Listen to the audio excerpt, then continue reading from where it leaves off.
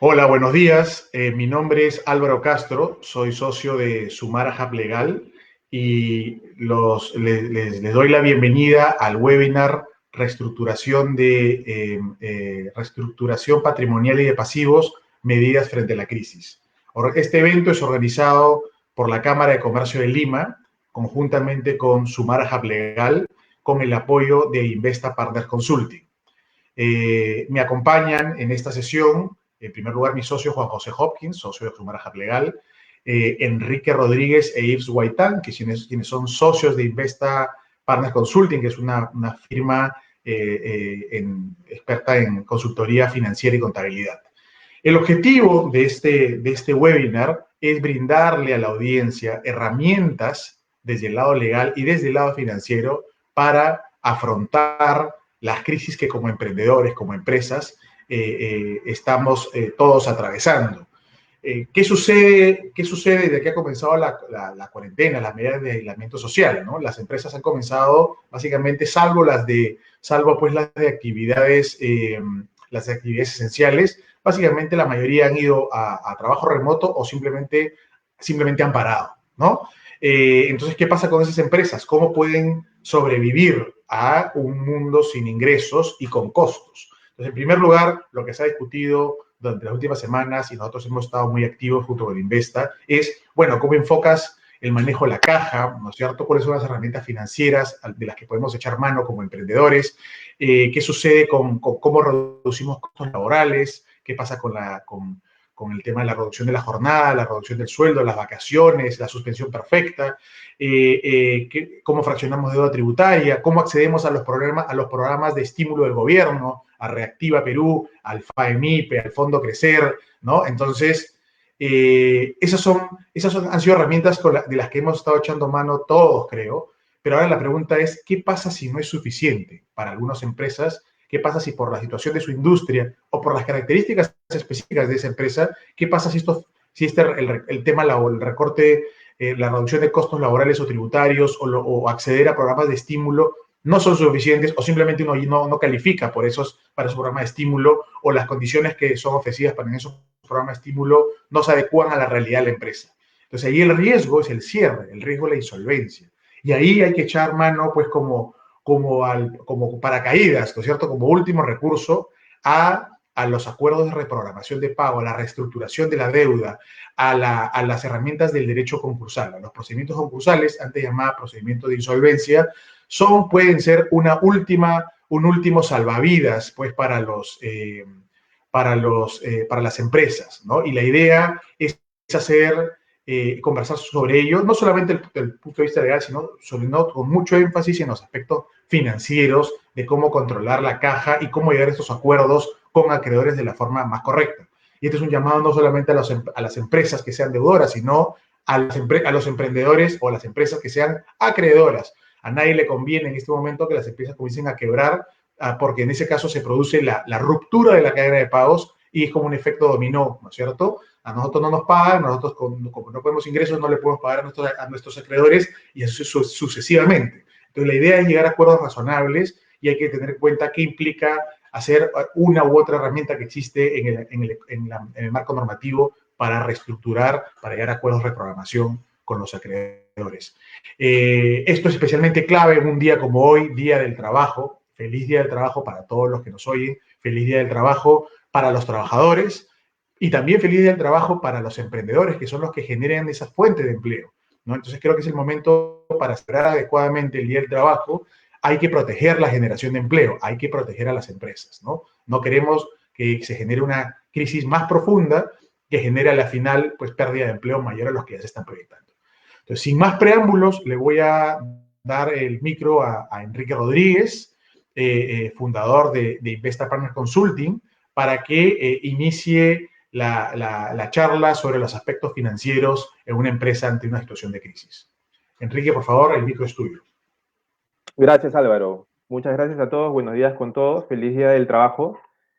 Efectivamente, ¿no? Yo creo que Álvaro ha podido resumir de una manera muy clara, muy didáctica, la situación que estamos atravesando el día de hoy y, por supuesto, el objetivo de la exposición que traemos el día de hoy organizado por la Cámara de Comercio y Sumara.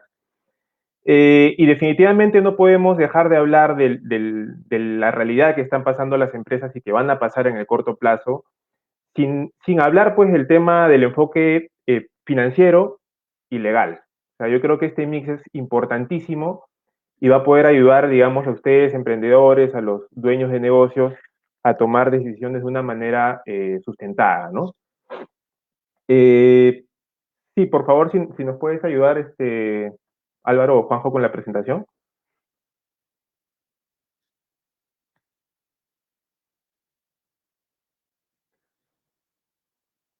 Bien, mientras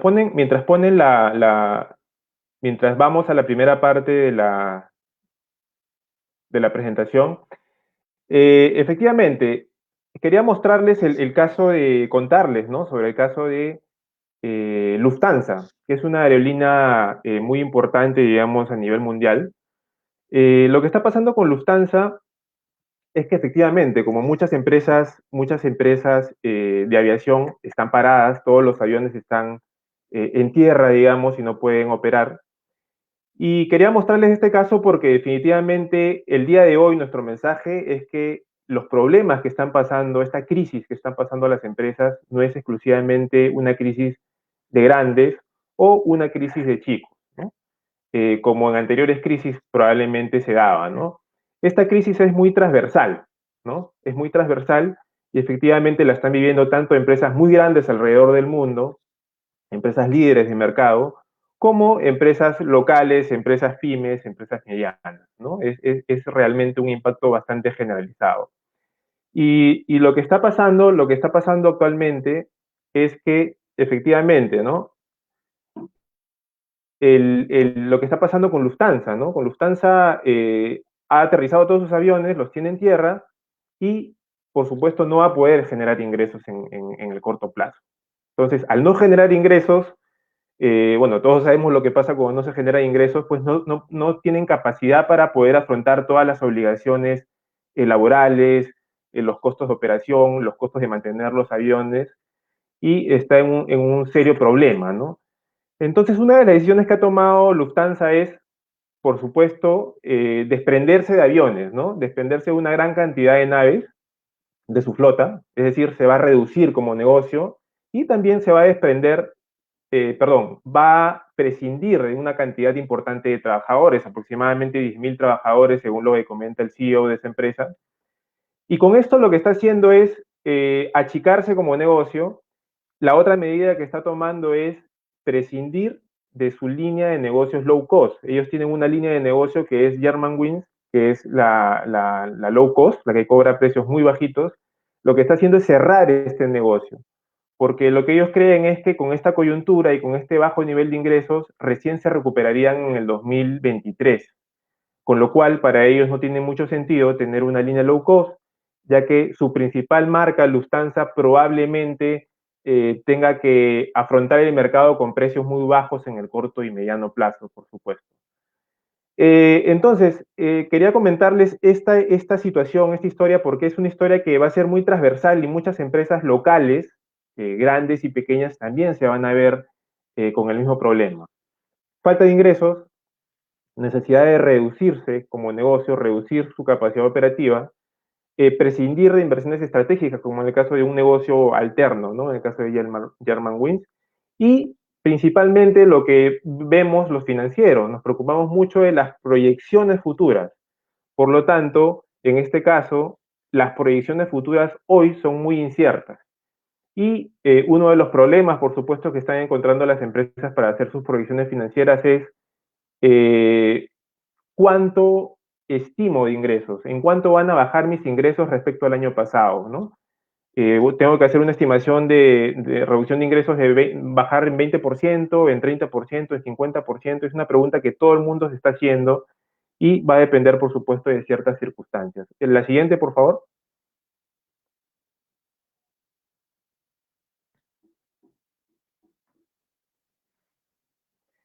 Y efectivamente, lo que ha hecho Lufthansa es trabajar en un plan de continuidad en el negocio, ¿no? Y nosotros, como consultores, siempre recomendamos a los empresarios en esta situación, por supuesto, conformar un comité de crisis, que es un órgano, digamos, conformado normalmente por las gerencias de la compañía, que van a preocuparse de tomar medidas para afrontar la crisis y para darle continuidad a la compañía. Es decir, la compañía no se caiga y pueda seguir teniendo continuidad. Y lo que te va a permitir este plan de continuidad efectivamente es seguir con tus operaciones, por supuesto de una manera distinta durante una crisis, y por supuesto minimizar las pérdidas que puedas tener en condiciones normales. La siguiente, por favor. Y por supuesto, ¿no? Probablemente el plan de continuidad del negocio es algo muy tratado a nivel local por empresas grandes principalmente, pero quería compartirles una estadística que acaba de emitir el ACCA de Reino Unido en una encuesta que ha realizado a nivel mundial como motivo de la crisis del COVID. Y lo que nos muestra esta estadística es, si pueden ver ustedes la barra en roja, el color rojo, corresponde a aquellas empresas que han aplicado, que tienen un plan de continuidad del negocio y lo han aplicado de manera efectiva. Y podemos apreciar que no solamente el plan de continuidad del negocio efectivo ha sido aplicado en empresas grandes, que es el lado izquierdo, sino también en empresas pequeñas en un 44%, y realmente esto muestra pues de que está cambiando mucho la manera en cómo se gestionan los negocios y por supuesto se le está dando importancia a una herramienta tan potente como un plan de continuidad del negocio. Siguiente, por favor.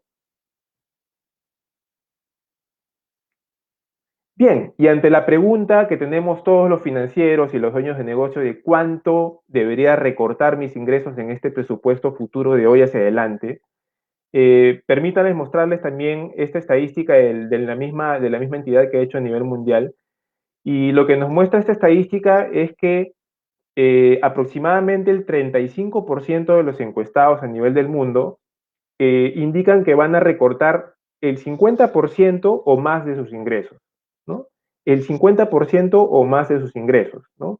Y definitivamente, pues, como ven, no es una realidad de aquí, es una realidad que están atravesando todos los países del mundo y por lo tanto va a ser una situación bastante complicada poder afrontar un negocio con una caída del 50% o más de tus ingresos. Siguiente, por favor.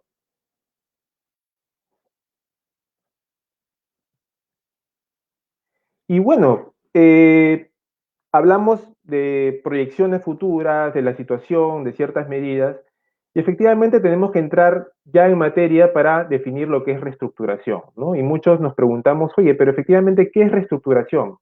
Y sin entrar a muchos temas técnicos, una empresa tiene necesidad de reestructurarse cuando se encuentra en una situación en la que no va a poder cubrir sus pasivos, no va a poder pagar sus cuentas, ¿no? Entonces, en esa situación, y hay muchas empresas que están en esa situación el día de hoy, nosotros recomendamos que la primera mirada, y por supuesto una opción muy, muy relevante, debe ser la reestructuración, mirarla antes de la insolvencia, porque definitivamente van a haber muchas empresas que van a terminar siendo insolventes en esta crisis o luego de esta crisis, ¿no? Es una realidad que vamos a vivir y por supuesto nosotros como consultores recomendamos ver como una opción previa, digamos, el tema de la reestructuración, que finalmente va a permitirte cambiar no solo el modelo de negocio, sino la estructura financiera, ¿no? Vas a modificar tus activos, tus pasivos, tu patrimonio, tus ingresos y costos, de tal manera de que esta nueva estructura, si bien es cierto, no te va a generar un mayor valor necesariamente de la compañía antes como lo tuvo antes de la reestructuración, pero sí debería apuntar a generar la menor cantidad de perjuicios o pérdidas para la compañía, ¿no? Por lo tanto, la reestructuración es algo muy importante para tener en cuenta y les dejo una estadística muy importante que también es a nivel mundial. Eh, la, Antes de decirle que si es buena la reestructuración fuera de concurso o dentro de concurso, les dejo con una estadística muy importante, ¿no? Que indica de que el 50% de todas las reestructuraciones son fuera de concurso y el 50% han sido dentro de concurso. Y que normalmente aquellas reestructuraciones que han sido fuera de concurso han tenido un impacto más positivo en la continuidad de la compañía, ¿no? Dicho esto, les doy el pase a Ives Guaitán, quien va a dar un mayor detalle de lo que significa en realidad la reestructuración y les va a mostrar algunas medidas a tomar en este tipo de procesos. Gracias. Adelante, Ives, por favor.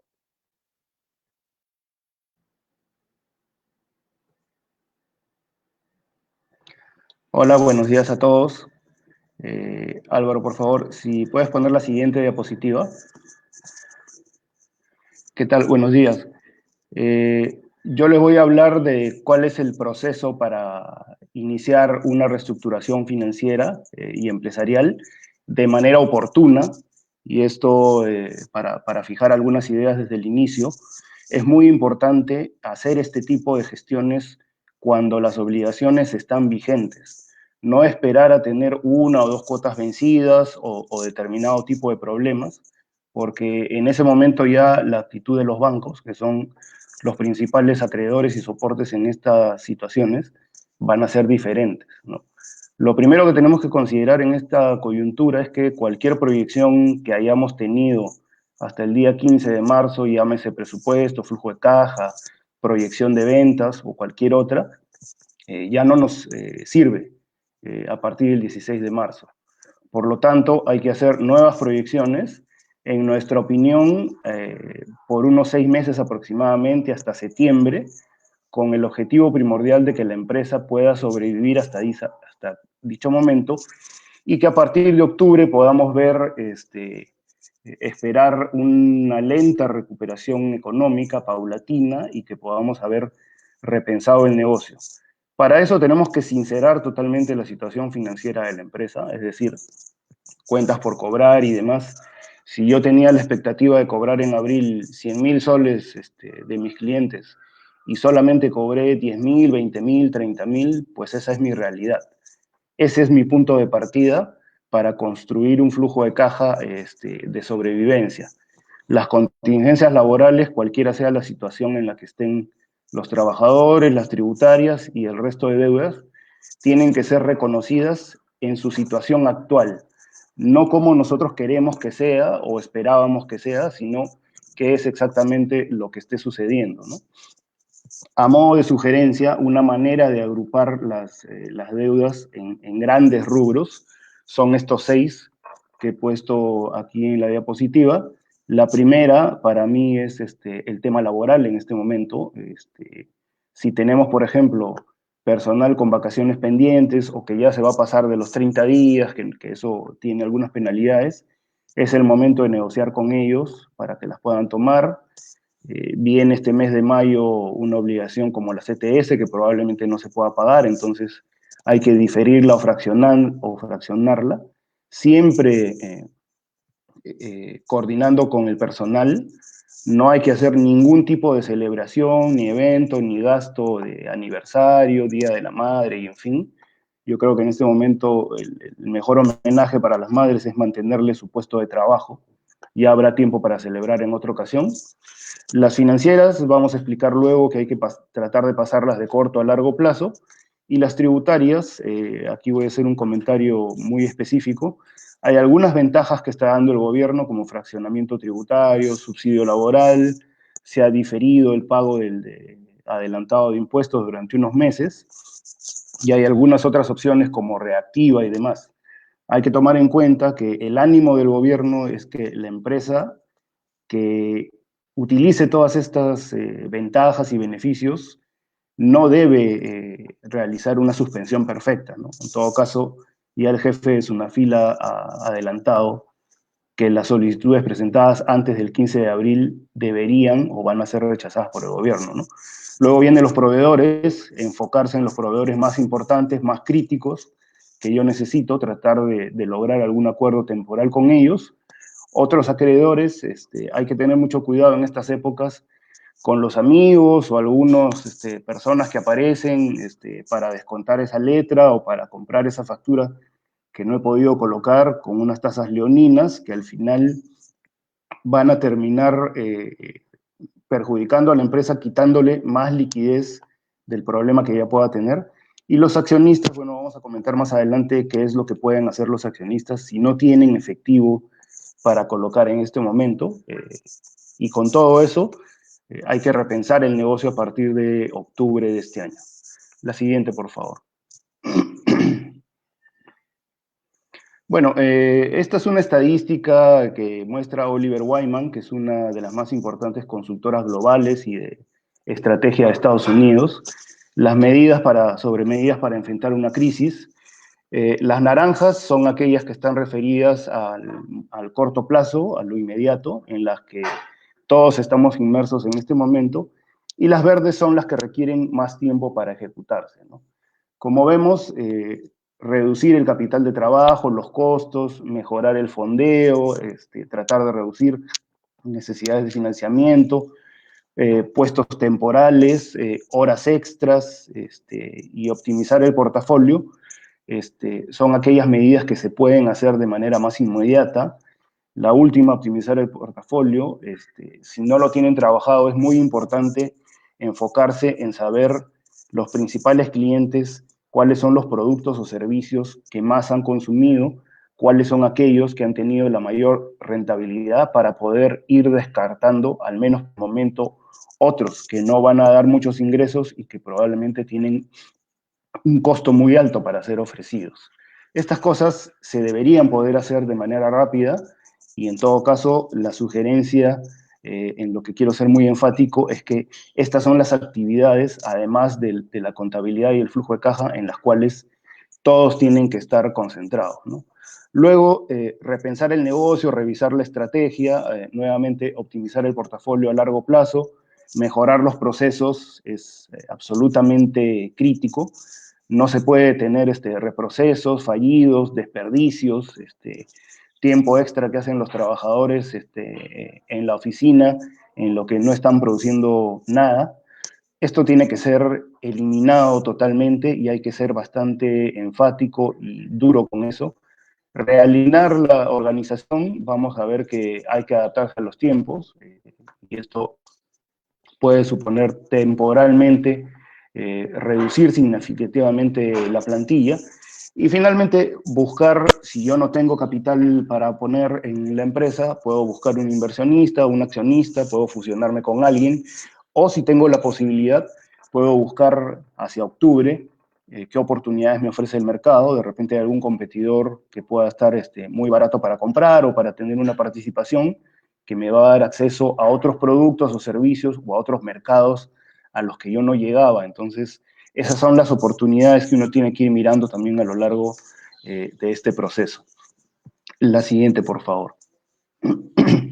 Bueno, el proceso de reestructuración, para entrar ya en más detalles, una vez que tenemos definido la liquidez real, entendida como el efectivo más las cobranzas que voy a poder hacer en el corto plazo, y definir bien cuáles son las obligaciones pendientes y futuras, yo tengo que asignar los recursos a lo indispensable y planificar cuál va a ser mi necesidad de capital de trabajo para los próximos 6 meses, ¿no? De nuevo, como sabemos, Reactiva, por ejemplo, solo cubre un mes de flujo de caja.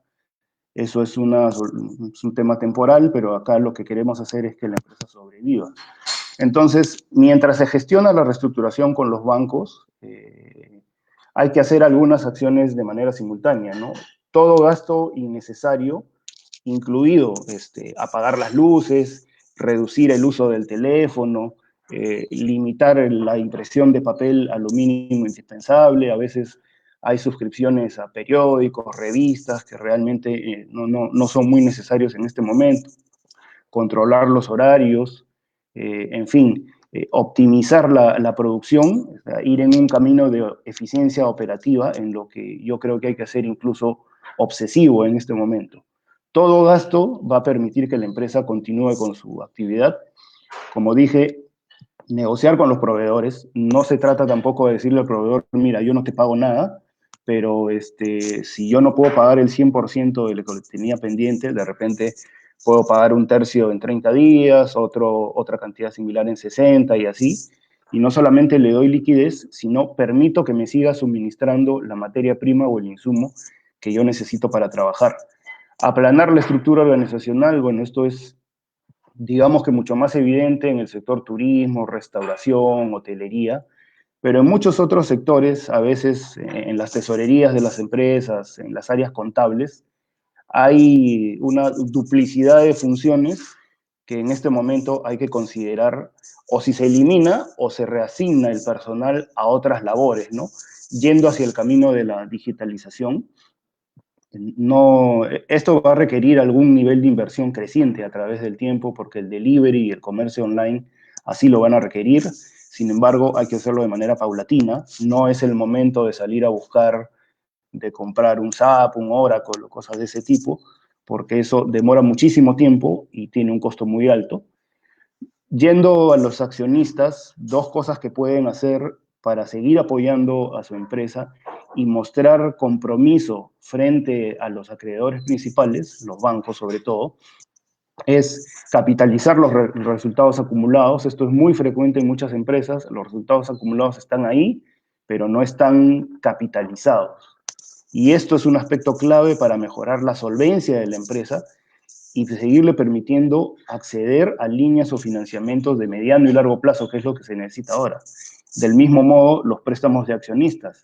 Si algún accionista considera que en este momento la empresa debe devolverle esos préstamos, no está yendo en el camino correcto. Esas son acciones que un accionista puede hacer sin poner dinero en efectivo adicional y que, como digo, van a mejorar los indicadores financieros de deuda sobre patrimonio, van a mejorar la solvencia y ponen a la empresa en una mejor posición de seguir accediendo a financiamiento. Si hay alguna empresa de ustedes que no ha trabajado con mucho financiamiento hasta la fecha, pues yo le diría que en este momento esa situación tiene que cambiar y para eso hay que mantener la solvencia del negocio. Luego, el cierre o la venta de líneas de negocio, si se puede vender alguna línea de negocio, algún flujo de caja que generen determinados servicios que se venían haciendo y algunos activos como, no sé, congeladoras, maquinaria pequeña que se utilizaba para confecciones, para fabricar algo, hay que hacerlo. No digo regalarlo mañana, pero sí buscar a otros interesados que puedan estar necesitando esa maquinaria para especializarse, ¿no? La coyuntura va a obligar a que las empresas que a veces se diversifican mucho vayan más a una especialización y a trabajar en aquellos sectores en los que realmente son rentables, ¿no? Ahora, como ya he venido comentando, las inversiones nuevas hay que mirarlas en otro momento más adelante, ¿no? Hacia el final del año. La siguiente, por favor. Bueno, el proceso de reestructuración, básicamente yo voy a tratar tres alternativas que son las que van dirigidas a darle soluciones estructurales al negocio. Como pueden notar en los títulos y a lo largo de todo lo que estoy comentando, yo la palabra refinanciación no la estoy utilizando. Tiene una connotación negativa, no solamente para ustedes empresarios, sino también para los bancos y para el regulador. Entonces vamos a hablar de lo más sencillo, que es hacer una reprogramación. De nuevo, siempre con las obligaciones vigentes. Esto lo voy a repetir mucho. La reprogramación es básicamente que si yo tengo una cuenta que va a vencer en mayo y sé que no la voy a poder pagar o preferiría no pagarla para darme un poco de oxígeno a la caja, puedo pedir una extensión del plazo de 2 o 3 meses al banco. Voy a pagar los intereses por esa extensión de plazo, pero mantengo mis obligaciones vigentes y gano tiempo para ir reorganizando mi negocio. Si tengo que prescindir de personal, si tengo que de repente resolver algún contrato de alquiler de algún local que vaya a devolver, bueno, todo eso tiene algún costo, pero mantengo mis obligaciones vigentes. Puedo también adquirir deuda adicional, Reactiva Perú o el Fondo Crecer, o puedo seguir descontando mis letras porque no tengo ningún problema de incumplimiento de pagos y el banco me va a seguir ayudando. Y además mantengo mi calificación crediticia. Es muy importante hacer todos los esfuerzos posibles para mantener la calificación crediticia de normal o como mínimo crédito con problemas potenciales. Más allá de eso, los problemas de financiamiento con el banco se agravan. Luego tenemos la reestructuración que, como bien ha explicado Enrique, ya es un tema de mediano o largo plazo. Aquí lo que se busca es una ampliación de plazos, si es posible generalizada, mejor. Acá se puede hacer una consolidación de obligaciones. Yo puedo tener diversos financiamientos por las obligaciones que he venido teniendo, y si veo que mis clientes no me van a poder pagar, o si peor aún, soy de uno de los sectores que está totalmente cerrado y no tiene ingresos, yo necesito tiempo, incluso un año, para poder empezar a pagar de nuevo. Añadiendo el flujo de caja que yo debo tener preparado hasta septiembre, hasta octubre, más o menos de unos 6 meses que hemos comentado, yo puedo acceder a ese capital adicional que me va a permitir cubrir lo mínimo que yo necesito para operar, ¿no? Yo tengo que ver si soy una fábrica, si soy un comerciante, si soy una empresa de servicios, cuáles son esos 2 o 3 rubros que seguramente va a ser energía, materia prima, personal, que yo tengo que cubrir por lo menos por ese plazo, y eso es lo que tengo que financiar, porque no voy a poder conseguirlo del mercado. Los ingresos que voy a tener, por más que a partir de mayo se empiece a permitir algún trabajo, van a ser mucho menores a lo que tenía.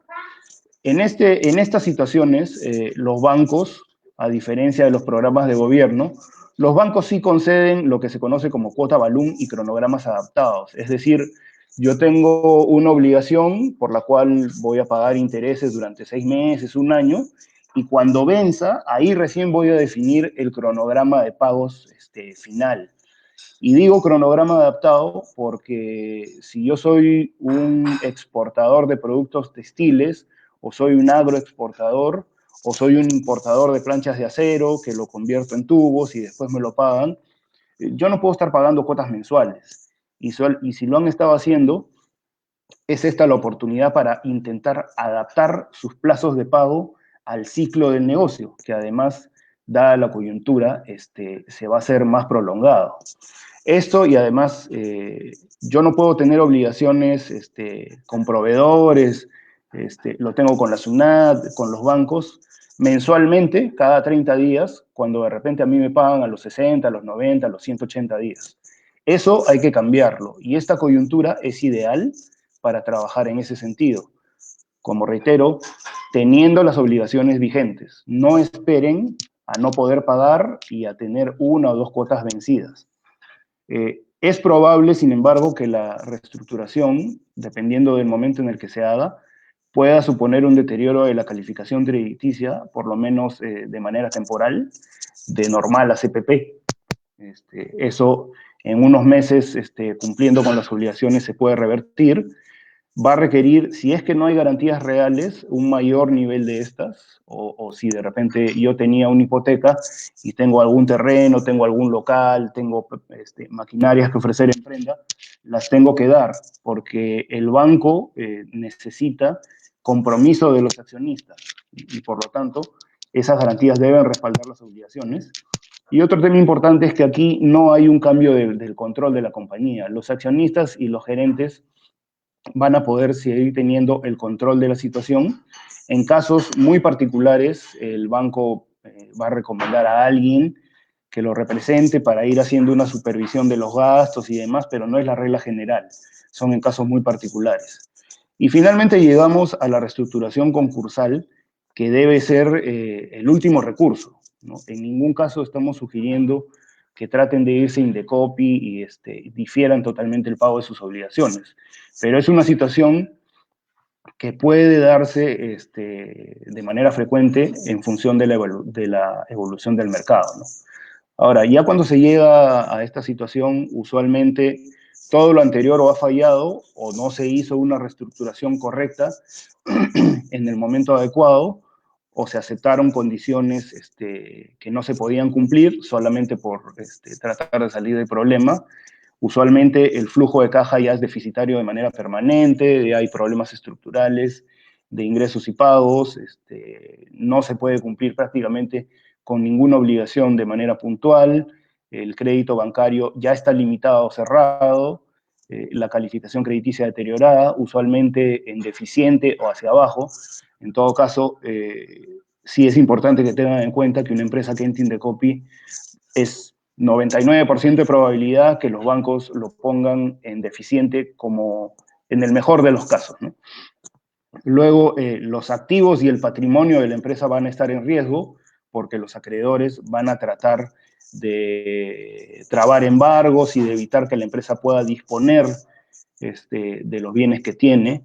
No es recomendable tratar de cambiar la propiedad de los activos y demás, porque eso, lo que le dice a los acreedores es que no hay voluntad de pago. Entonces, eso, lejos de ayudar, agrava la situación. Luego, es un proceso que no es sencillo. Toma usualmente por lo menos un trimestre o dos que se reconozcan todas las acreencias, que se convoque a Junta General de Acreedores para que se instale. Y en una coyuntura como esta, donde podrían haber más solicitudes, el tiempo podría ser mucho más prolongado. Y mientras eso suceda, la empresa no va a tener acceso a crédito. Entonces, lejos de ser una solución, puede terminar siendo un problema más grave. Y luego, aquí sí hay una pérdida de control de la compañía. Usualmente va a haber un controller puesto por los principales acreedores, o van a haber muchas decisiones como disposiciones de activos, determinados pagos y demás, que van a tener que ser aprobados inicialmente por los acreedores. Ahora le voy a dar paso a Juan José Hopkins, que va a continuar con la presentación. Muchas gracias.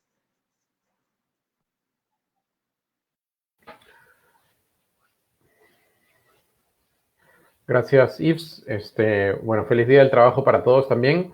Yo quiero enfocarme un poco en la primera parte de lo que habló Yves, que fue la reestructuración de una deuda fuera de proceso concursal y, digamos, cuáles son los pasos legales o cuáles son las consecuencias legales o, digamos, las formas legales de hacer o de refinanciar, refinanciar a pesar de que está ahí, como dicen, es una mala palabra.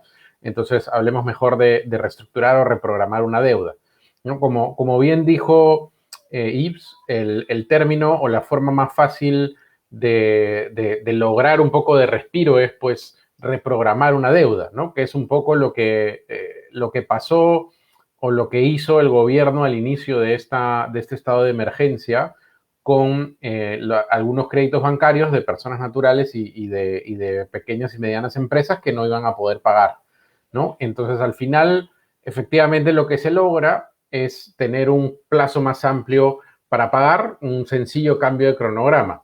Hemos visto que desde el punto de vista legal, por ejemplo, los bancos han estado haciendo estas reprogramaciones sencillamente por correos electrónicos o por medios electrónicos sin necesidad de firmar contrato alguno, ¿no? Entonces, ahí pues es muy importante que si no lo han hecho y van a necesitar hacerlo, se contacten con el sectorista de su banco por medios digitales y soliciten una reprogramación y al final, digamos, logren este plazo adicional.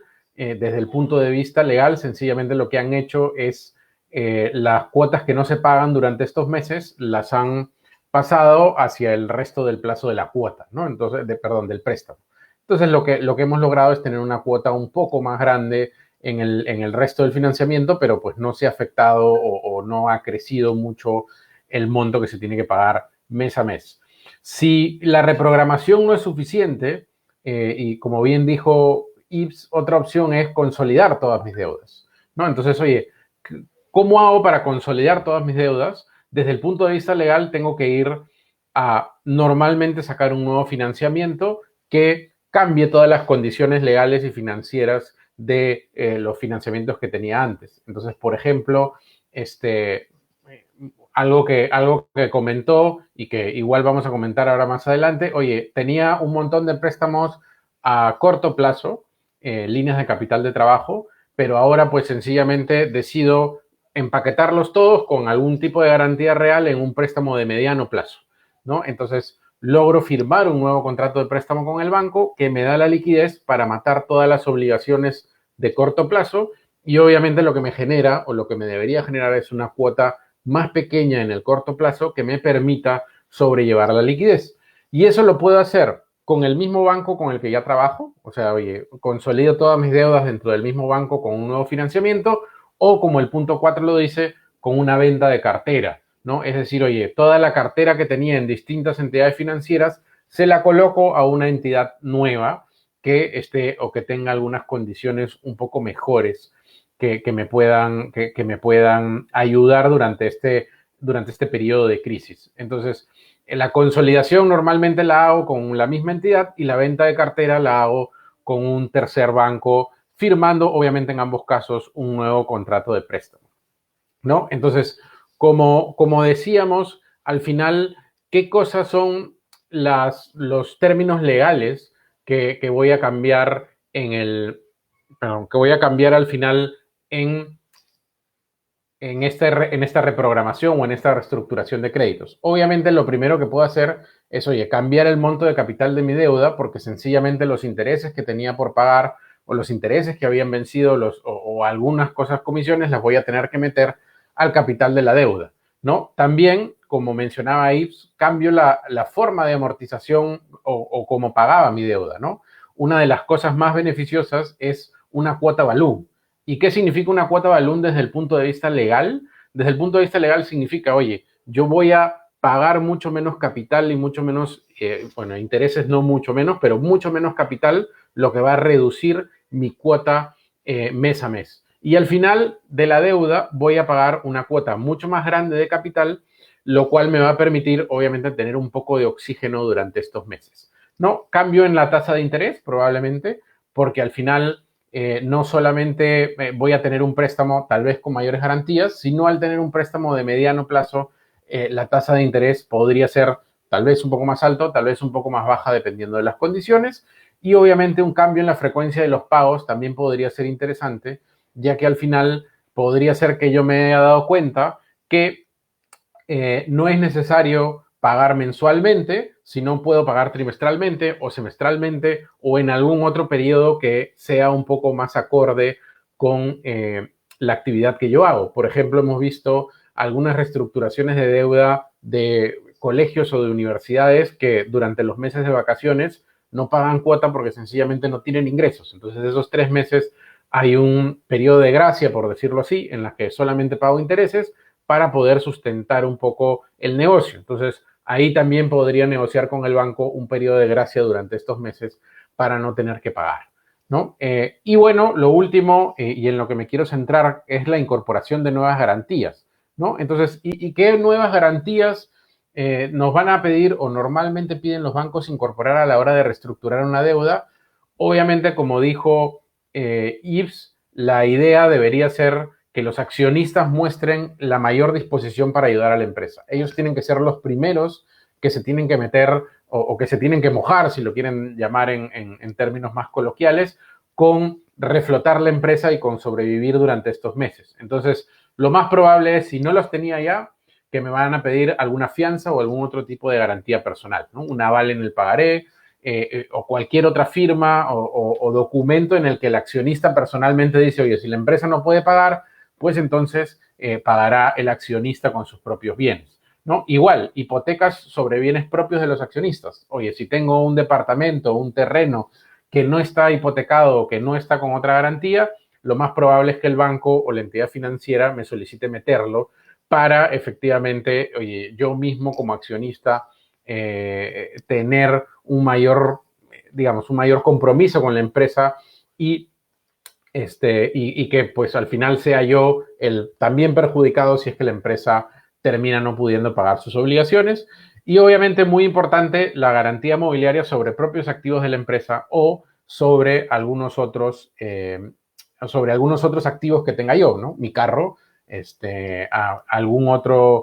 alguna maquinaria que tenga, si es que tengo algún negocio de maquinaria, probablemente termine siendo grabada para garantizar esta reestructuración. Y el último punto que quiero tocar y sobre el que me quiero detener un poco más son los fideicomisos.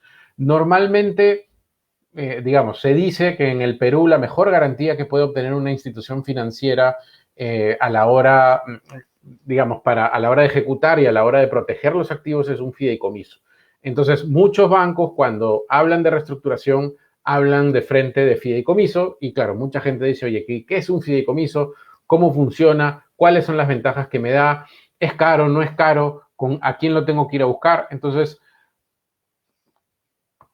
¿cuáles son las características de un fideicomiso? La primera es que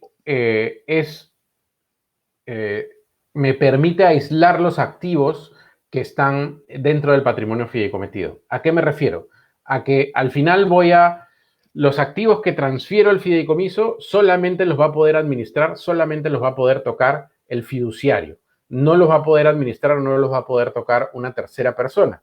Entonces, si es que mañana más tarde empiezo a entrar en una situación de no pago de obligaciones, nadie va a poder venir y embargar esos activos, o nadie va a poder venir y secuestrarlos o llevárselos o utilizarlos para otra. Con esto la institución financiera lo que se asegura es que podrá contar con la total seguridad de que no va a haber nadie más compartiendo esas garantías o intentando ejecutar esos activos.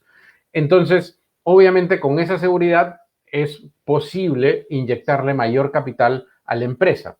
Además, digamos, la segunda gran beneficio o el segundo gran beneficio del fideicomiso es la ejecución extrajudicial de los activos que están dentro, ¿no? Si yo tengo que ejecutar una hipoteca, me tengo que ir al Poder Judicial. El Poder Judicial sabemos que demora un poco y obviamente si tomo un fideicomiso es mucho más fácil ejecutar porque no lo tengo que hacer por la vía judicial, lo hace el fiduciario de frente y es el fiduciario el que me ayuda a seguir un procedimiento ordenado y el que actúa como un tercero neutral que, digamos, va a poner las cosas en orden y se va a asegurar que los bienes no se vendan más baratos o que en todo caso que los bienes no se vendan por un valor menor, ¿no? Otra ventaja que me da el fideicomiso es que me permite administrar la tesorería y priorizar pagos, ¿no? ¿Por qué? Porque al final, efectivamente, si meto activos o si meto flujos al fideicomiso, esos flujos van a ser administrados sencillamente por el fiduciario.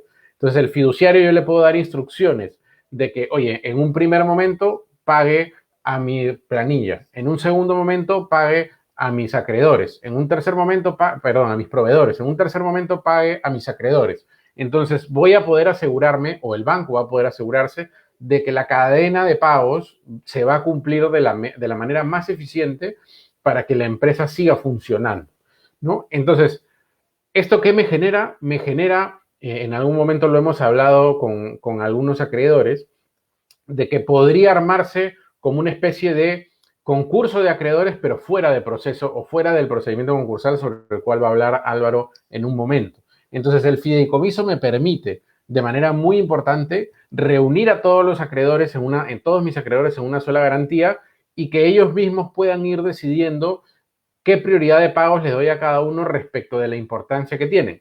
Obviamente, igual es complicado negociar con varios acreedores al mismo tiempo. Siempre hay la tentación de que, oye, ¿sabes qué? Al final yo quiero ir primero, a mí me pagas primero, yo soy más importante que tú, yo soy el que inyecto capital del trabajo, pero al final, por lo menos, esta herramienta de fideicomiso me permite sentar a todos los acreedores alrededor de una mesa y armar una discusión que podría en algún momento efectivamente terminar de buena manera con un fideicomiso que me ordena, que ordena mi tesorería, que ordena mis procesos, que ordena mi cobranza, o en el caso, digamos, en el peor de los casos, como decía Yves también, en el que no lleguemos a ningún acuerdo con nuestros acreedores fuera de proceso, pues dará el paso a que ya por lo menos haya una mesa previa al proceso concursal y tal vez se pueda armar esto más adelante. Antes de darle paso a Álvaro, la última gran ventaja del fideicomiso, sobre lo que va a hablar Álvaro, es que en caso de que haya un procedimiento concursal o que la empresa termine yéndose a concurso, el fideicomiso siempre se maneja fuera de él, ¿no? Las garantías que el acreedor tiene siempre las podrá ejecutar fuera del concurso y no entrará el dinero a la masa concursal para repartirse según el orden que está ahí, sino que el acreedor lo podrá administrar según lo que dice el propio fideicomiso. Entonces, por eso es que el fideicomiso al final, en situaciones de crisis o en situaciones extremas de la compañía, es una herramienta muy utilizada porque si la empresa se sigue deteriorando, lo que va a pasar es que obviamente los acreedores que entraron al fideicomiso van a tener una preferencia sobre aquellos que quedaron afuera. Eso también es una herramienta muy potente que se puede utilizar a la hora de entrar a las negociaciones, ¿no? Oye, es mejor lograr esto y de ahí pasar a concurso con una mejor posición que no tenerlo y tener que pasar a concurso totalmente desprotegidos. con eso un poco le doy el paso a Álvaro para que hable de los temas concursales. Muchas gracias. Entonces, continuando con la dinámica de este webinar, entonces hemos hablado de los aspectos financieros generales, los aspectos financieros, temas de reprogramación de deuda, cómo se puede negociar o en qué términos contractuales o qué aspectos legales deben considerarse en una reprogramación fuera de concurso. Y cuando decimos concurso, no estamos diciendo literalmente un concurso en el que la gente esté compitiendo por un premio, ¿no? Esto es guerra. Estamos hablando del procedimiento concursal. ¿Y por qué la referencia a concurso? Porque hay un concurso de acreedores. Entonces, en la práctica, los acreedores, cuando tienen un deudor con pocos activos o con poca capacidad de repago, compiten, concursan para tratar de cobrarse el crédito, ¿no? Entonces, justamente como en una situación de falta de liquidez o de insolvencia o de falta de activos, es muy probable que la empresa, el deudor, no pueda pagarle a todos o no pueda pagarle a todos al mismo momento. Se da incentivos para que los acreedores traten de atacar todos individualmente a ese deudor y traten de cobrar por su cuenta sus créditos, con el efecto que posiblemente ninguno cobre o cobren muy pocos, no resultando pues el efecto siendo el resultado económicamente más eficiente, ¿no? Y por eso es que en estos momentos, en esas circunstancias donde las reglas del derecho general no son suficientes para alinear intereses de los acreedores, o no estamos ante acreedores que están dispuestos a colaborar entre sí para obtener el mejor resultado en promedio en general, es que entran las reglas del procedimiento concursal.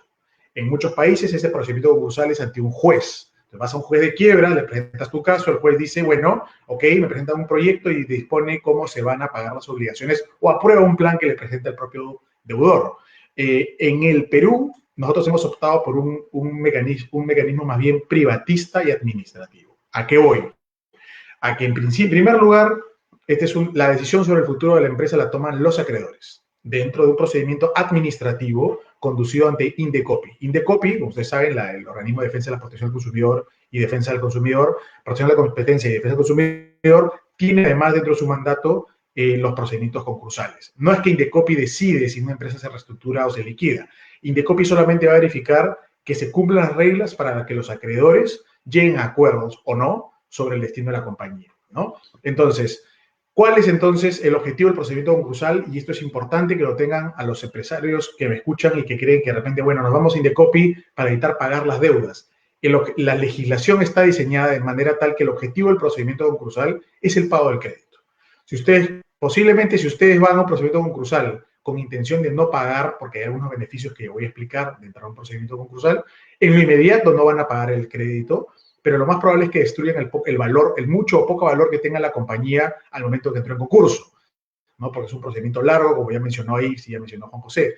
Entonces, hay que tomar con pinzas la decisión de entrar en concurso. No digo que no hay que hacerlo, digo que hay que ser muy consciente de cómo funcionan las reglas de juego, porque podrían destruir valor para la compañía y evidentemente pueden terminar afectando a los demás acreedores. Entonces, en primer lugar, recuperación de crédito. En segundo lugar, evitar la ruptura de la cadena de pagos. Lo mismo. Como dije al inicio, ¿no? En mi primera intervención, si la empresa deja de pagar a sus créditos, esos acreedores posiblemente tampoco puedan pagar sus créditos y será un efecto dominó que afecte a la economía en su conjunto. Entonces, ¿qué es lo que sucede? ¿Por qué procedimiento concursal? Primero, por la carrera por cobrar primero que tienen los acreedores actuando individualmente. Segundo, porque hay procesos de ejecución que son lentos o son injustos. Algunos avanzan más rápidos que otros, algunos demoran más o las resoluciones no son necesariamente adecuadas. Eso no tengo ni que profundizar, todos sabemos cómo funcionan estas cosas.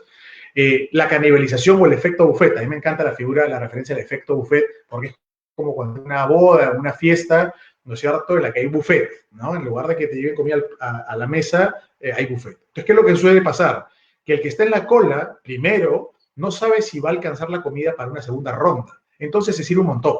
Dice, porque de repente ya no hay, a la próxima me quedo con hambre. Así que me sirvo un montón, posiblemente sirviéndome más de lo que realmente voy a comer y como resultado alguien en la cola, en la parte de atrás, no va a alcanzar más que para una papita y un par de lechugas. Entonces, justo para evitar ese tipo de resultados que en promedio son ineficientes, viene el procedimiento concursal a ordenar ese proceso de cobro. Y en quinto lugar, quiebras en cadena, que tiene que ver con la cadena de pago que ya mencioné, y en quinto lugar, las dificultades que puede existir para que los acreedores negocien en ocasiones fuera de concurso o con el deudor, si es un deudor con algún tema de carácter complicado. Siguiente diapo, por favor.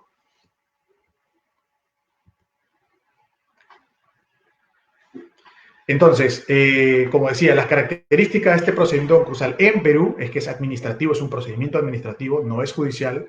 Y segundo, las decisiones sobre la empresa las toman los acreedores. El deudor tiene que entender que una vez que entra en concurso, pierde todo el control que tenía sobre su propia compañía. Ahora depende de la decisión de los acreedores. Por eso es que solamente debe entrar si es que hay o alguna coordinación previa con sus principales acreedores o si es que hay mucha seguridad que vaya a haber un acuerdo. De lo contrario, puede meterse en un proceso kafkiano, largo, complejo, del que, como en la unidad de cuidados intensivos, ya no se sabe si saldrá vivo, ¿no? Entonces, los principios que informan el procedimiento concursal es, en principio lugar, universalidad, ¿no? Esto afecta a todos los acreedores, inclusive a los que no entren, a los que no participen activamente, los resultados del procedimiento concursal los van a afectar. Entonces, por eso es tan importante que los acreedores se presenten a participar del procedimiento.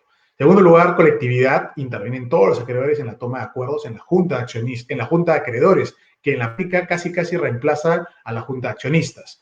La proporcionalidad. Los acreedores van a participar a prorrata, proporcionalmente, del resultado del procedimiento concursal, sea que reestructuran la empresa, sea que la liquidan, sea que termina yendo a quiebra, todos van a participar a prorrata, salvo excepciones, evidentemente, de la orden de preferencia que los voy a mencionar, y la igualdad, hay un principio de igualdad en los acreedores, más allá otra vez del orden de preferencia que vamos a ir explicando. Siguiente diapositiva, por favor. Entonces, la ley peruana diferencia dos procedimientos concursales, el procedimiento concursal ordinario y el preventivo. El ordinario, ¿no es cierto?, que es el que normalmente uno piensa cuando escucha la palabra vámonos a un procedimiento de insolvencia, tiene como características que se suspenden las obligaciones, la exigibilidad de las obligaciones queda suspendida, ya no se puede ir a un juez a pedir que se le pague, que el deudor le pague, porque ya está in de copy, se publica en el peruano el inicio del concurso y ya no se puede realizar ninguna acción de cobranza. En segundo lugar, la protección del patrimonio. Ya cualquier ejecución de hipoteca, garantía mobiliaria o cualquier proceso judicial, un embargo que teníamos sobre la compañía, no se va a poder ejecutar. Sí se va a poder trabar. Cuando digo trabar es este lenguaje legalista que significa vas a poder obtener que el juez ordene una medida, pero no se va a poder ejecutar. O sea, no te van a poder rematar el auto, rematar la casa, vender el inmueble hipotecado. Eso no se va a poder.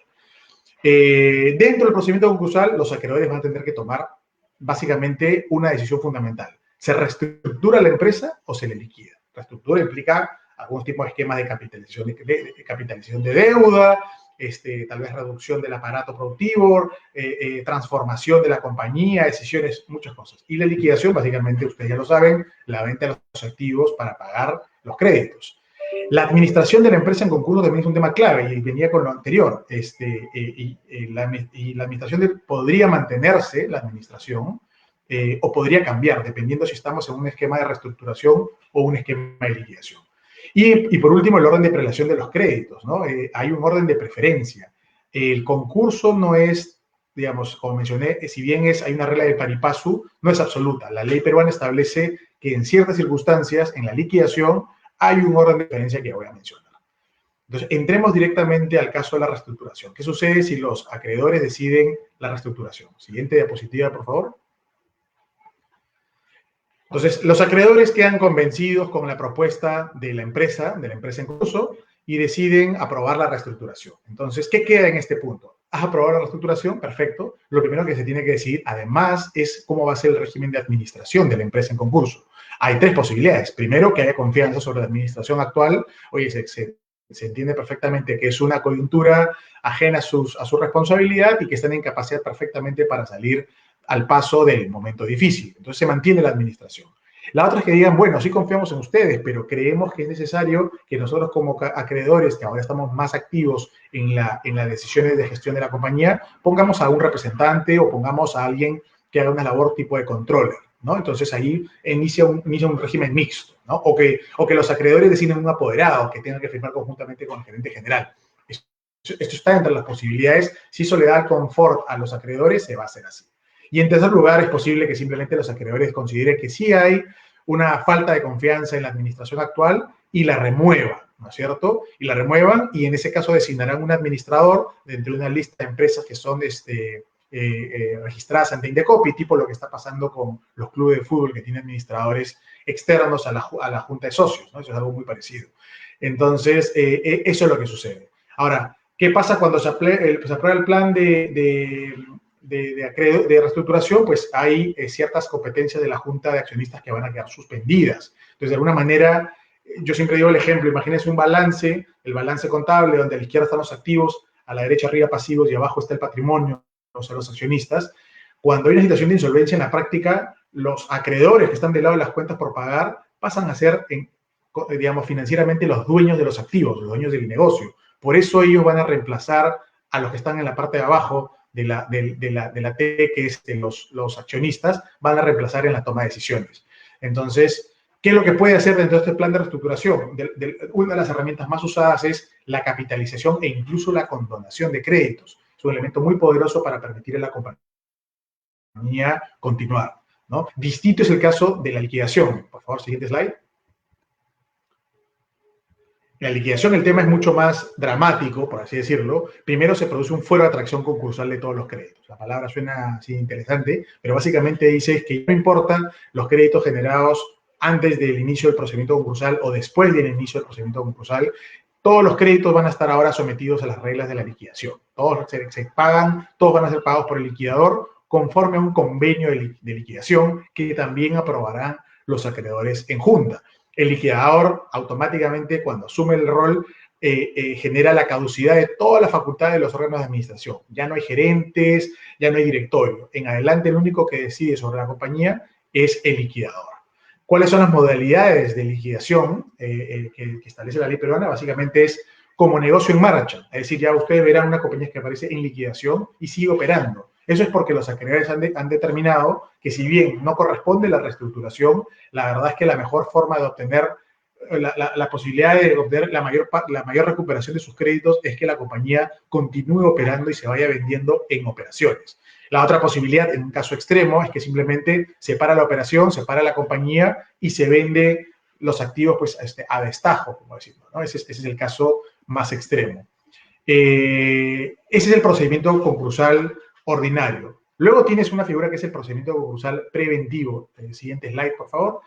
El procedimiento concursal preventivo, en primer lugar, inicia solo a pedido del deudor. Y ahí me faltó mencionar, en el procedimiento concursal ordinario, puede iniciar a pedido del deudor, a pedido de la propia empresa, o a pedido de sus acreedores, cuando se cumplen ciertos requisitos. En el preventivo, en cambio, solamente puede ser iniciado a pedido del propio deudor. El propio deudor dice: tengo una propuesta de un acuerdo global de refinanciación de deuda. Yo sé que la palabra no es la más feliz, pero esa es la de la ley. Entonces, plantea este acuerdo global de refinanciación y entra un concurso preventivo, se convocan a los acreedores, igual que en el concurso ordinario, y los acreedores solamente pueden decidir dos cosas: aprobar o rechazar el acuerdo de refinanciación. ¿Qué pasa si lo rechazan? Pues dependerá. Si el deudor, al momento de acogerse a un procedimiento concursal preventivo, pide además, porque la norma se lo faculta, pide la suspensión de las obligaciones y la protección del patrimonio, esa no es una regla general, pero si lo pide, entonces el hecho de que le rechacen el acuerdo global de refinanciación genera que entre el procedimiento concursal para que se acuerde tu liquidación, ¿no? Ese es el efecto. Entonces, ahí hay una apuesta bien fuerte. Si alguien quiere presentar un acuerdo global y mientras que no se apruebe el acuerdo global, quiere proteger su patrimonio, quiere pedir que se suspendan las acciones de cobranza y cualquier acción de ejecución de activos, el riesgo es que si no te dan la razón, si los acreedores rechazan tu propuesta de acuerdo global de refinanciación, el efecto es que te vas a la liquidación. Entonces, hay que hacer un esfuerzo por coordinar con los principales acreedores antes de entrar al concurso. No se trata de entrar al concurso, de sorprender al acreedor, de simple decirle: bueno, ya estoy acá, no me puedes cobrar, no me puedes ejecutar, no puedes hacer nada, y te obligo a sentarte conmigo a negociar, porque la ley no está pensada de esa manera. Posiblemente puedan diferir el pago de los créditos, pero no van a poder impedir que el acreedor decida incluso liquidar la compañía. Así que nuestro consejo es coordinen, conversen, negocien con los acreedores fuera de concurso, incluso si deciden llegar a concurso por determinados motivos, pero siempre negocien previamente con los acreedores, intentar sorprenderlos directamente, meterse ustedes a un procedimiento concursal para impedir que les ejecuten las garantías o los embargos, es a la larga una mala idea. A la corta te va a resolver definitivamente problemas, pero a la larga no va a ser la mejor de las ideas. Entonces, este es el esquema concursal, estas son las reglas de juego, los acreedores tienen la batuta, pero efectivamente mucho depende de lo que plantee el deudor, la empresa que entra en concurso. Ese es el cierre de esta parte de la explicación. Le doy pase a Yves nuevamente para que nos comente sobre las negociaciones y los cierres financieros, justamente ya en una etapa de reestructuración.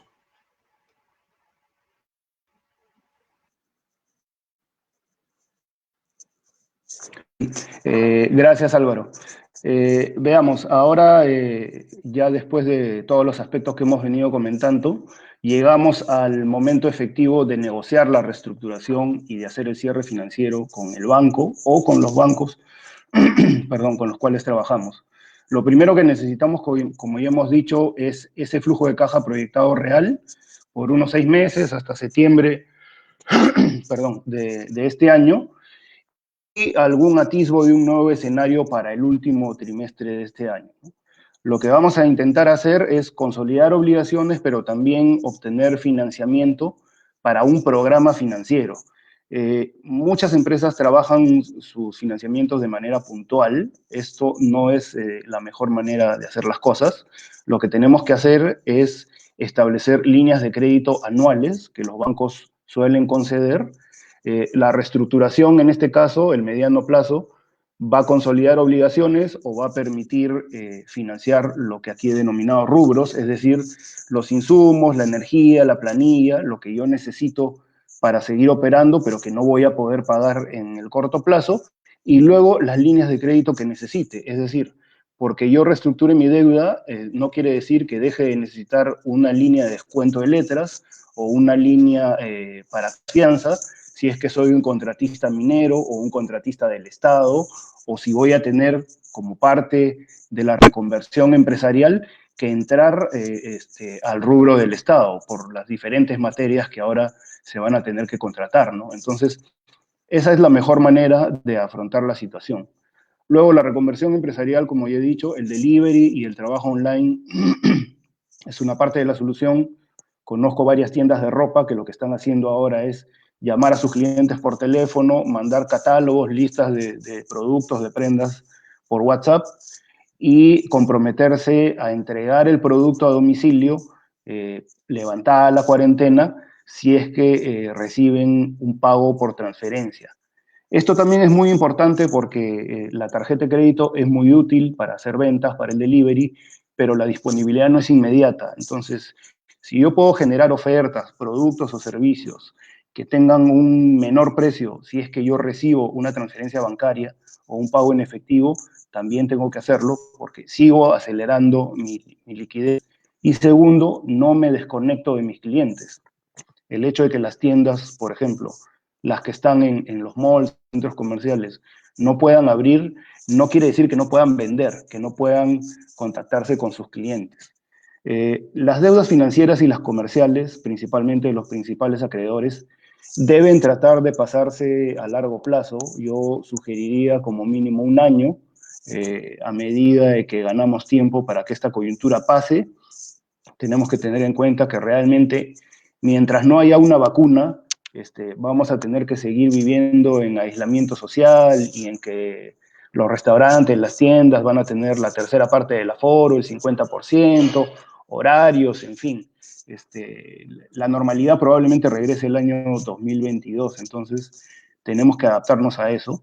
Menciono el factoring porque ya está vigente el decreto de urgencia que permite que con cargo al Fondo Crecer, que es uno de los fondos de gobierno de ayuda para empresas micro, pequeñas y medianas empresas, el Estado va a hacer dos cosas: darle líneas de crédito a las empresas de factoring o darles una garantía por el 90% del monto desembolsado para aquellas empresas de factoring que compren facturas que tienen que ser pagadas por micro, pequeñas o medianas empresas. Entonces, esta es una alternativa para muchas empresas que antes no podían hacer el factoring con cabal y que está creciendo mucho, o tenían problemas para que los bancos les den algún financiamiento con esa garantía o con ese documento.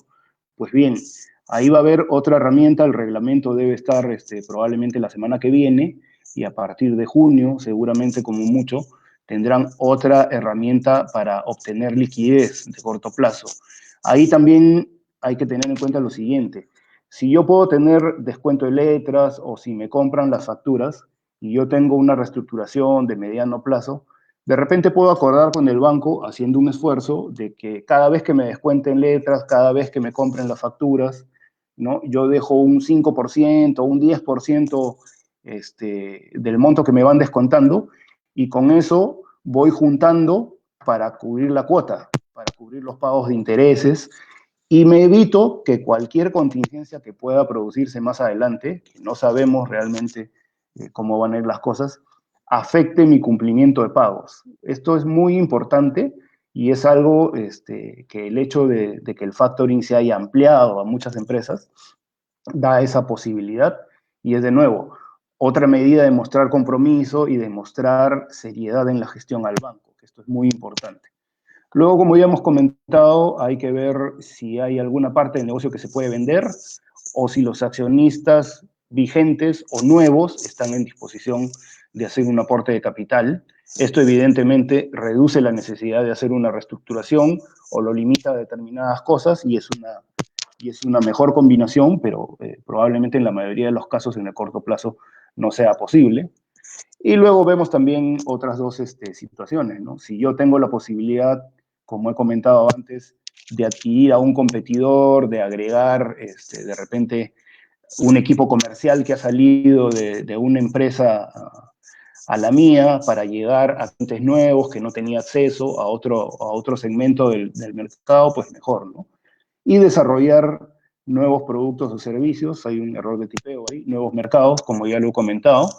Todo eso es parte de la estrategia que uno tiene que trabajar para que el banco vea que la empresa va a ser sostenible y que va a tener vida durante los próximos 3, 5, 7 años que yo le voy a pedir de plazo total de repago. El día a día de hoy, de abril, de mayo, tiene que dar paso paulatinamente a una estrategia de largo plazo, que es la que va a sustentar el financiamiento que yo pido.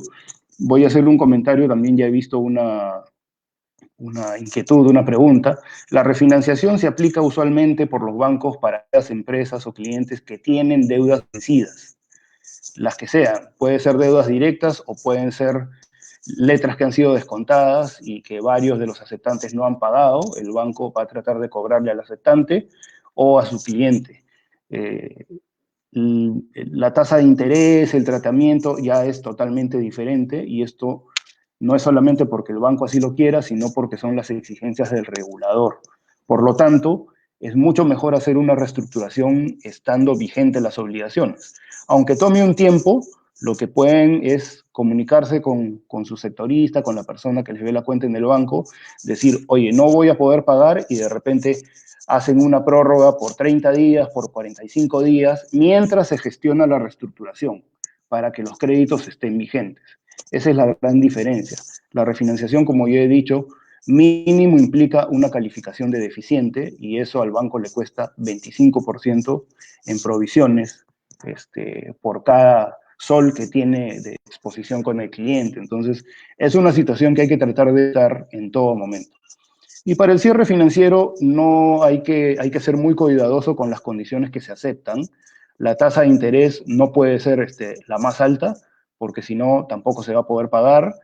Las garantías, hay que tener mucho cuidado. Yo tenía un cliente, por ejemplo, hace algunos años, que vendía motores para embarcaciones. Entonces, los clientes iban a su tienda, pagaban el motor y se lo llevaban.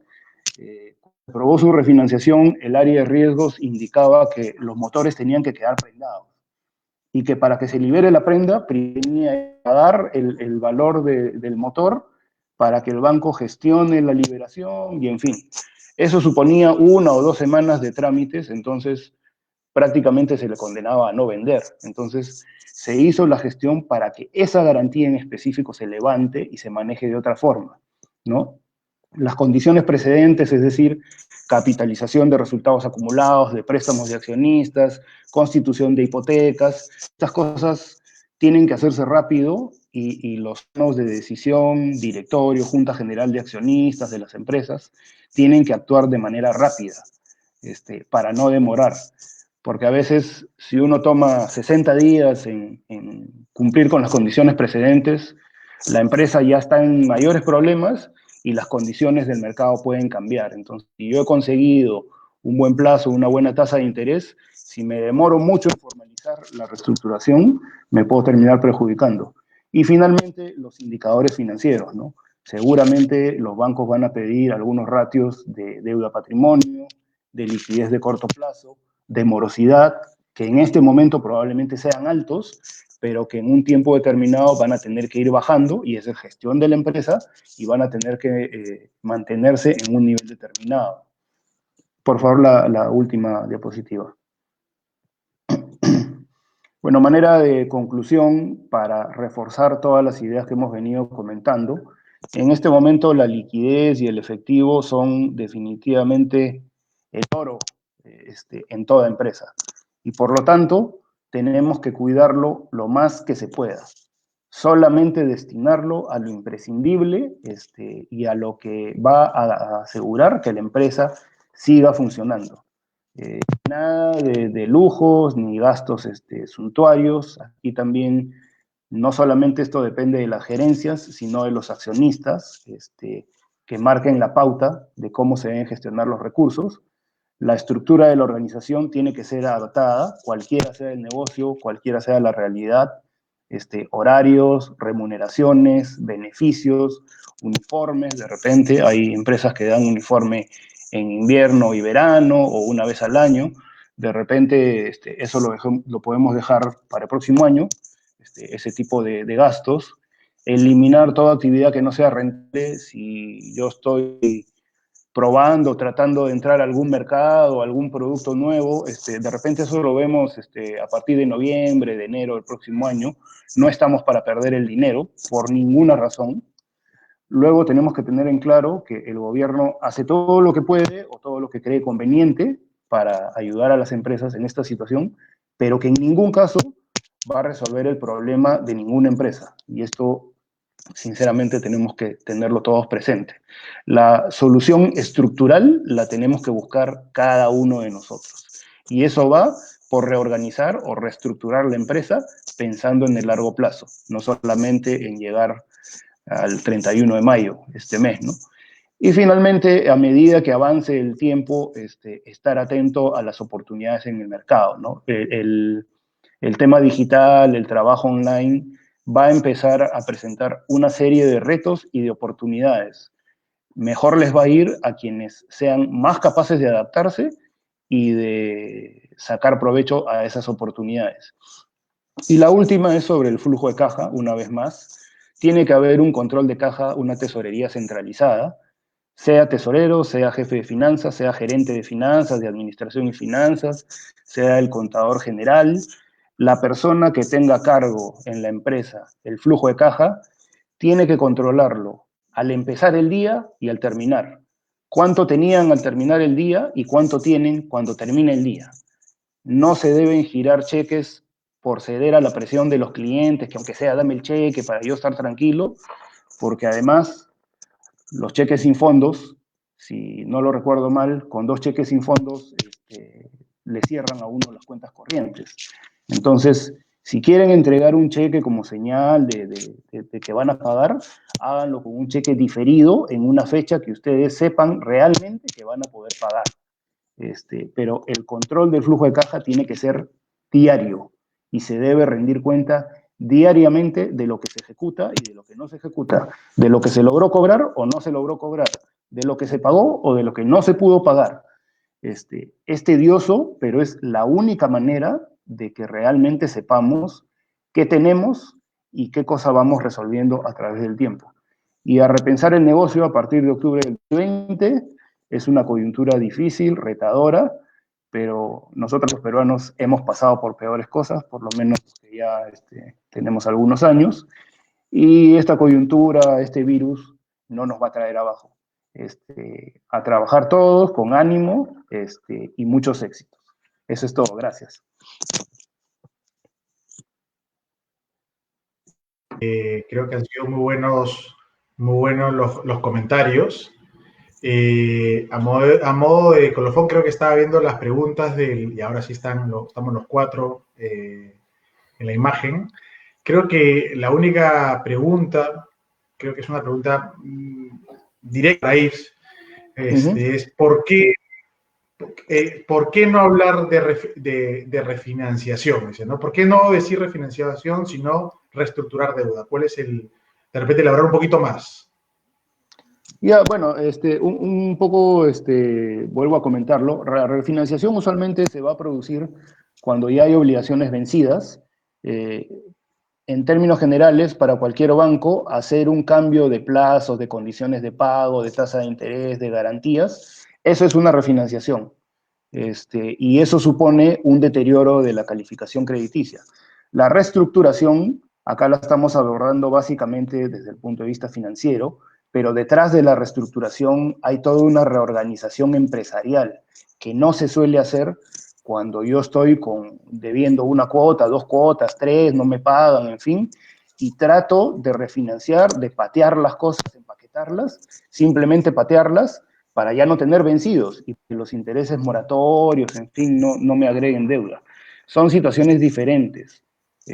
Por lo tanto, vuelvo a insistir, mientras las obligaciones están vigentes, es el momento ideal para ir al banco y decirle, mira, esto que va a vencer en mayo, en 2 semanas, en 3 semanas, el próximo mes, no te lo voy a poder pagar, estoy trabajando en esto, hagamos una prórroga por 30 días y reestructuramos todo, mi negocio va a cambiar de esta forma, yo tenía tanto personal, ahora voy a tener esto, tengo que pagar tanto en liquidaciones, he cambiado, he conseguido un proveedor más barato que me va a dar un mejor plazo. Eso es reestructurar el negocio. Refinanciar es tratar de salvarse, de salir del hoyo. No es lo mismo. Por eso es que hemos insistido mucho en esa diferencia durante esta presentación. Yo quiero cerrar, Álvaro, y perdona, que un punto importante que mencionó Yves, que es que un refinanciamiento a nivel bancario necesariamente me afecta mi calificación crediticia, pero no voy a poder salir de esa nueva calificación crediticia hasta que termine de pagar el refinanciamiento. Entonces, por ejemplo, si yo refinancio algo a 2 años o 3 años, mi calificación crediticia desmejorada me va a perseguir durante esos 2 o 3 años hasta que termine de pagar. Entonces, por eso es que también no se habla de refinanciamiento, porque me desmejora durante mucho tiempo, algo que la reprogramación, como explicó Yves, no hace, ¿no? Tal vez me pase a CPP unos meses, pero hasta ahí nomás, ¿no? Perfecto, de acuerdo. Enrique, no sé si tienes un comentario final. No te escuchamos, Enrique. ¿Aló? ¿Me escuchan ahora? Sí. ¿Sí? Perfecto. Sí, bueno, en términos generales, complementando lo que dice Yves, creo que es importante tener la idea clara de que la reestructuración es un asunto más integral y invitamos, digamos, a todos los gerentes de empresas, dueños de negocios, a poder tenerla en la mira, en el mapa, definitivamente como una opción antes de la caída, ¿no? Para evitar precisamente esta caída, ¿no? Yo diría, básicamente, resumiría esta exposición en esa conclusión, digamos. Perfecto, clarísimo. Veo algunas preguntas que están entrando. Dice, si se ha reprogramado las deudas con el banco por un periodo de 3 meses, porque era la única facilidad que se nos daba, luego de este plazo se puede pedir al banco toda vez que el problema seguirá, ¿no? Eso que no sé si es que es tal vez para tips, que puedas contestarlo. Sí, yo sugeriría que antes que venza la prórroga se pida la reestructuración, ¿no? No hay ningún impedimento para que un cliente que ha solicitado una prórroga pueda pedir su reestructuración. Lo único que hay que hacer es presentar un plan que sustente la reestructuración. Yo sé que todos estamos en este momento absorbidos por el día a día, Pero si a mí me dieron una prórroga de 90 días, yo debo intentar reestructurar con ese banco, con esa entidad financiera o con otra, con la que probablemente trabaje, que de repente consigo mejores condiciones, ¿no? No esperar el día 89 antes que venza la prórroga para hablar de reestructuración, ¿no? Bueno, ahora, hay una pregunta interesante, ¿cómo complementas, y esto de repente lo hemos hablado con José, ¿no? ¿Cómo complementas con los créditos reactiva que el Estado está otorgando a las MIPES, ¿no? ¿Cómo podría hacer una combinación entre estos acuerdos de reestructuración con el programa reactiva, José? Lo que pasa es que reactiva, digamos, es un instrumento que te está dando sencillamente para cubrir probablemente un mes o un poquito más de tus ingresos, ¿no? Entonces, el programa, la reestructuración es algo mucho más largo plazo respecto de las deudas que tienes o que vienen desde atrás.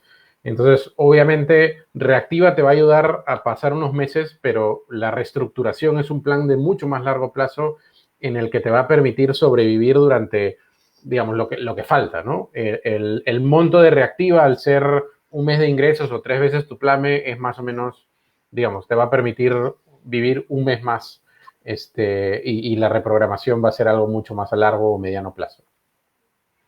Sí, Álvaro, si me permites para complementar, es importante tener en cuenta que reactiva solamente sirve para pagar planillas y proveedores. No se puede pagar deuda financiera o de otro tipo, tributaria, no se puede comprar activos, en fin. Entonces, como bien ha dicho Juan José, es muy específico y muy de corto plazo. La única manera de darle viabilidad al negocio a largo plazo es reestructurarlo. De acuerdo.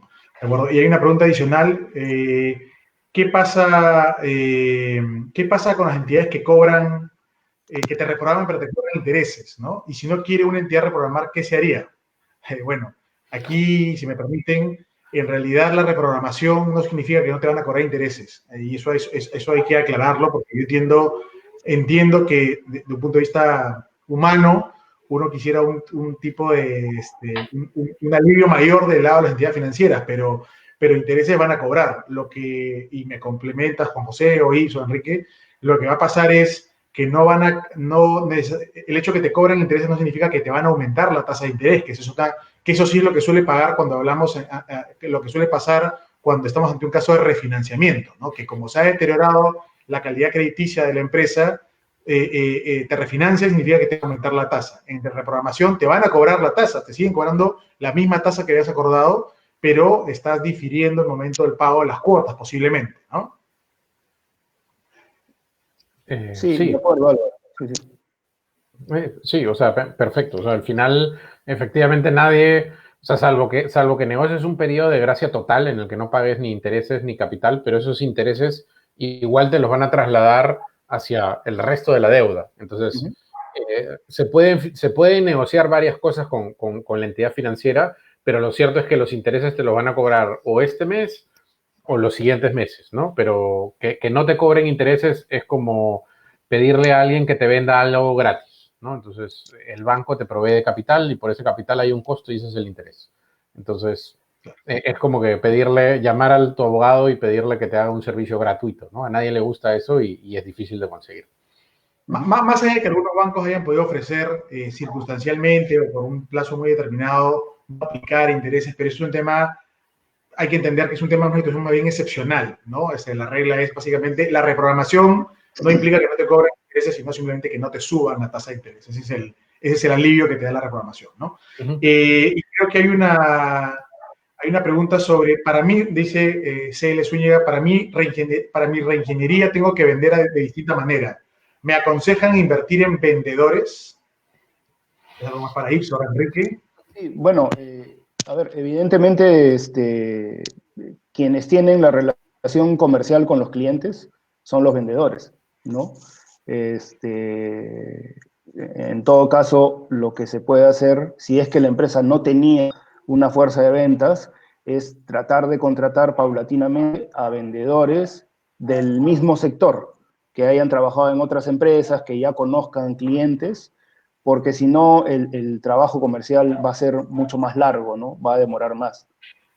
Pero evidentemente, Tampoco se trata de que el propietario o el gerente general empiece a hacer todo, porque si no, no va a poder controlar la gestión.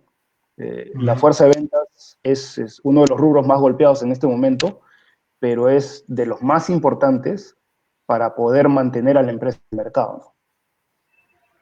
Aquí para complementar, Álvaro, digamos, lo que ha mencionado Ives, efectivamente, ¿no? Creo yo que si están en un escenario de reingeniería, habría que preguntar en qué consiste, ¿no? Esa reingeniería al final, porque si estás cambiando, pivoteando tu modelo de negocio, tendrías que definir si efectivamente los vendedores son necesarios para esa modalidad de venta.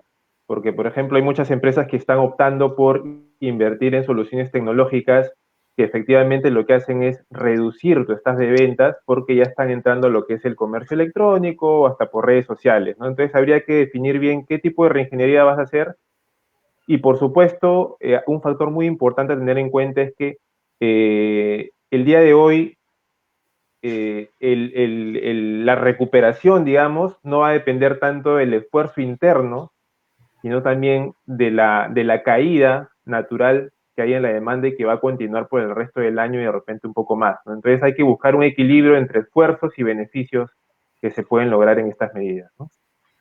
Buenísimo. Hay otra pregunta, es si una empresa, perdón, una pregunta anterior que se me había pasado, que creo que es súper delicada, y es, ¿qué sucede con el sector agencia de viaje y turismo? ¿No? ¿De qué tendría qué tendría que considerarse para hablar de una reestructuración de una empresa de ese rubro?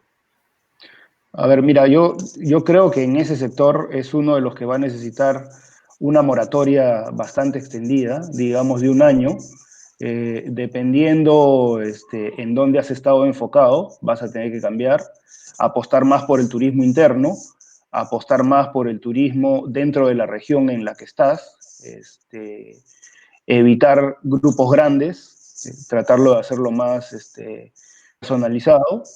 Y evidente, los ingresos, cuando puedan estas empresas volver a operar, van a ser menores. Y otra cosa es ahí también tratar de digitalizar o de entrar al mundo del online lo más que se pueda, porque eso te va a reducir el personal que necesitas, ¿no? Siendo que los ingresos van a ser menores. Conocemos algunas agencias de viaje que trabajan mucho con turistas extranjeros, en fin. Eso no va a ser posible probablemente hasta finales del año, pero si se pueden en algún momento organizar algunas excursiones, visitas a museos cuando estén abiertos, cosas de ese tipo, grupos pequeños y turista local. Está clarísimo. Una pregunta interesante. Si una empresa ya está en un refinanciamiento, imagino un refinanciamiento con un banco, ¿puede hacer una reestructuración? Y aquí, básicamente, la respuesta creo que la respuesta sencilla es sí puede, ¿no? Y una vez más, el tema sería que tendrías que coordinar con tu banco acreedor, ¿no? Porque si vas a simplemente a ir a copy y a pedir que declare un inicio con procedimiento concursal, creo que es una mala forma de iniciar una negociación con el banco. Y si es que vas a hacerlo fuera de concurso, con mucho mayor razón, tienes que tocar la puerta al banco. Pero lo que pasa es que una cosa es la reestructuración en los términos que hemos conversado y otra cosa es cómo el banco considere que está en su posición de negociar. Si es que es el único acreedor, pues entonces estamos hablando de una refinanciación más que no sabemos, que va a depender del banco aprobarla o no aprobarla. Y la empresa tiene un concurso, una cantidad mayor de acreedores en los cuales el banco sea uno más, ahí posiblemente haya que tomar otras consideraciones. No sé qué opinas, Juan José. Sí, a ver, efectivamente en el trabajo hemos visto varias veces de empresas que ya están en una especie de refinanciamiento que se reestructuran, digamos, con algunos de los mecanismos que hemos conversado, pero obviamente es una situación mucho más difícil porque si ya estás en un refinanciamiento ya tienes una calidad crediticia desmejorada y probablemente tu mejor solución no vaya a ser voltearte donde un banco, donde otra entidad financiera, sino efectivamente sentarte a negociar, con lo cual tus opciones se reducen bastante, ¿no? Pero bueno, sí hemos visto en la práctica refinanciamientos o reprogramaciones, si quieres, o reestructuraciones de empresas que ya han sido refinanciadas antes, ¿no? Lo peor que le puede pasar al banco, obviamente, es que le dejen de pagar y que tenga que mandar o que tenga que desmejorar el crédito mucho más. Entonces, siempre los bancos están en opción de hacerlo, pero obviamente dependerá, como bien dijo Yves en una pregunta anterior, del plan que yo le presento, ¿no? Oye, ¿cómo voy a reducir costos? ¿Cómo voy a hacer para que la empresa sea más eficiente y obviamente entre o calce con los flujos que me está pidiendo pagarle? Perfecto. Hay una pregunta, una repregunta de algo de lo que comentó Yves hace un rato, es Manuel Mejía nos dice, para vender en estos momentos priorizaría maquinaria o mano de obra, y de qué depende la opción que tome. Ya, a ver, voy a aprovechar también, Álvaro, porque veo otra pregunta de Manuel Mejía que no habíamos contestado sobre capitalizar. Capitalizar los resultados acumulados lo que va a hacer es mejorar el ratio de deuda-patrimonio, y lo que va a hacer es darle una mayor solvencia a la empresa, permitiéndole que siga teniendo el acceso al crédito. Ahora, si yo tengo maquinaria que ya no voy a utilizar y que sé que otros necesitan, sí la puedo vender. Yo creo que eso no tiene ningún problema. Pero de nuevo, la idea es, yo tengo que definir qué es lo que voy a hacer.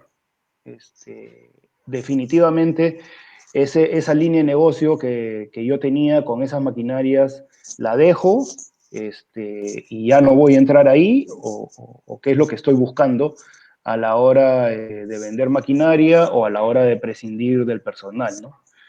Otra de las cosas es que, bueno, yo sé que es complicado, pero hay una serie de opciones que se pueden conversar con los trabajadores antes de prescindir en masa de algunos, porque luego van a pasar unos meses y voy a tener que volver a contratar, ¿no?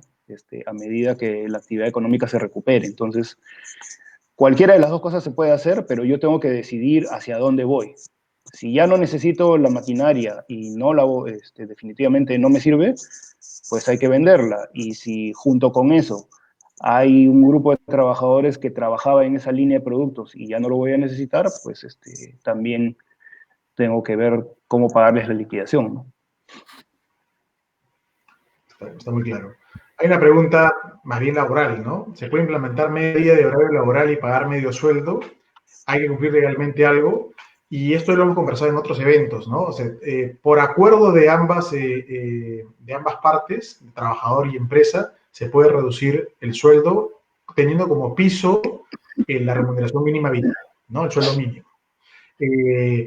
Si es que reduces la jornada, efectivamente también la reducción de la jornada acordada con el trabajador te permite reducir el sueldo por debajo de la remuneración mínima vital. Así que sí, es una alternativa, pero estamos en escenarios de consenso, es decir, hay un acuerdo entre la empresa y el empleado que es consciente que si es que la compañía está operando en forma normal y no tiene capacidad para asumir costos, pues la mejor forma es, en lugar de un despido o un cese, es reducir el sueldo y reducir la jornada. Pero sí, en la medida que hay un acuerdo, se puede. Hay una pregunta más que creería que es la última. ¿Qué les aconsejaríamos a una empresa que organice eventos? Una empresa que está en el rubro de eventos.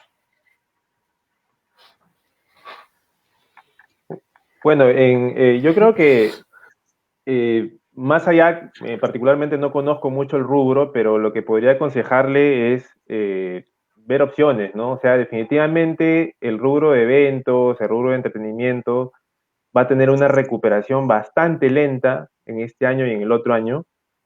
Por lo tanto, yo creo que sería inviable poder jugar todas tus cartas a este rubro, ¿no? Por lo tanto, recomendaría de que vea alguna otra manera de girar el modelo de negocio hacia otras opciones, y pongo como ejemplo lo que está sonando en redes sociales desde el día de ayer, me parece, que es lo que está haciendo la panadería San Antonio, ¿no?